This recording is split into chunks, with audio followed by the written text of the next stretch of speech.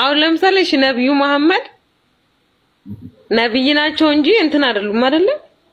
ማለት እንደ ኢሳ አርጓቸዋል ነብዩ መሐመድን። አሁን ለምሳሌ ነብዩ መሐመድ ሞተዋሉ አላረጉም። ኢየሱስ ክርስቶስ ግን በእኛ እምነት አሁን ሞተ ማለቴ በገደሉት። ከዛ በኋላ በሶስተኛውም ቀን ተነሳ።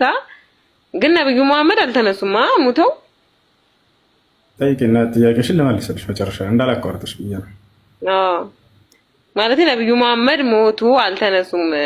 አሁን ክርስቶስ ግን ሞተ ከመቃብርም በሶስተኛውም ቀን ተነሳ። እግዚአብሔር እንዳለው ቃሉን ፈጸመ ማለት ነው። እንዴት ማለት የባቢሎንን እንትን አፈርሳለሁ በሶስተኛውም ቀን ገንብቼ ጨርሰዋለሁ ምናምን ሲል ማለት ነው። በሶስተኛው ቀን የራሱን መሞትና መነሳትን ነው ሲናገር የነበረው። ጨርሻለሁ። አውራ እስኪ ንገረኝ።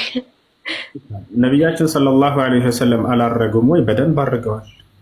ነቢያችን ሰለላሁ ዐለይሂ ወሰለም እስከ 7 ሰማይ ድረስ አድርገዋል። መሲሁ ያረገው እስከ 2ኛው ሰማይ ድረስ ነው። እርሳቸው ከዚያ በኋላ 6 ሰማይ ጨምሪበት 7 ሰማይ ድረስ አድርገዋል። ቃለ ነቢይ ሰለላሁ ዐለይሂ ወሰለም ለማ ዑሪጀ ቢ ኢለ ሰማይ ሳቢዓ ወደ 7ቱ ሰማይ ባረግኩኝ ጊዜ አሉ እንዳረጉ ለዚያው ከመልአኩ ገብርኤል ከጅብሪል ዐለይሂ ሰላም ጋር አብረው ያረጉበት ይሻላልና ሙስሊም 162 ላይ ታገኙታላችሁ። ነቢያችን ሰለላሁ ዐለይሂ ወሰለም አላረጉም ወይ? በደንብ አድርገዋል። ለዚያም ዒሳ ካረገበት በላይ ያ ስለ ኢየሱስ ክርስቶስ እንዲሁ ሞቶ መነሳት አውርተሻል። እንደው እንደ መጽሐፉ እና ኢየሱስ ክርስቶስ በራሱ አይደለም የተነሳው፣ አምላኩን ያስነሳው። ይሄን ታውቃለሽ አይደለ? ባያስነሳው ኑሮ በስብሶ የሚቀር የፍጡር ስጋ ነበር። ባያስነሳው ኑሮ ጣፈንታው ምን ይሆናል ከተባለ በስብሶ የሚቀር ስጋ ነው። ይሄን ላሳይሽ፣ ያስነሳው አምላኩ ነው። ይሄን ታውቃለሽ አይደለ? አሳየኝና ያስነሳው አምላኩ ነው። ይሄን ላሳይሽ። ከዚያ በኋላ ደግሞ እንደው ባያስነሳው ጣፈንታው ምን ይሆን ነበር ከተባለ በስብሶ ይቀር ነበር። እሱን ላሳይሽ።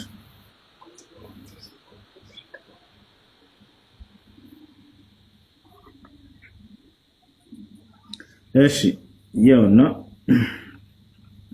የሐዋርያት ሥራ ምዕራፍ 2 ቁጥር 32 ይህን ኢየሱስን እግዚአብሔር አስነሳው፣ ለዚህም ነገር እኛ ሁላችን ምስክሮች ነን ይላሉ ሐዋርያቶች። ወደ 15 ቦታ ላይ በላይ አለ መጽሐፍ ቅዱስ ላይ እንዳለ አስነሳው።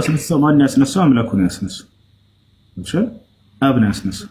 አብ እንዳስነሳው ራሱ አምላኩ እንዳስነሳው ነው ያሳየው። አንዴ የሚፈርዱ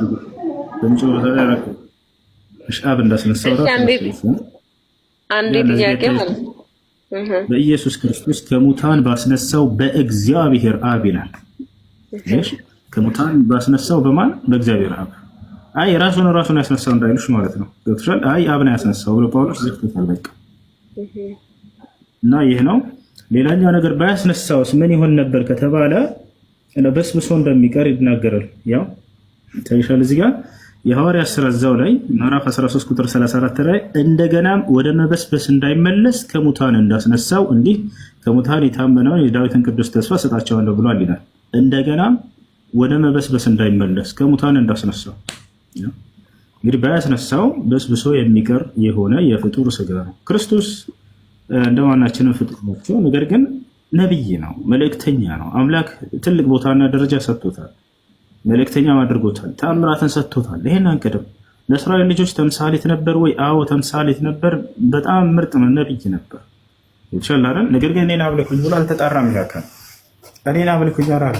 ሳያዛቸው እንዴት ነው ሰዎች እርሱን ማምለክ? እርሱን መጣላት ነው። ክርስቶስ ምን አለ? ብትወዱኝ ትእዛዜን ትጠብቃላችሁ ነው ያለው አይደለ? በትእዛዙ መካከል አምልኩኝ የሚል አለ ወይ ነው ጥያቄው። በፍጹም የለም። ክርስቶስ ያን አንዱን አምላክ እንዲያመልኩ ነው ሰዎችን የሰበከው።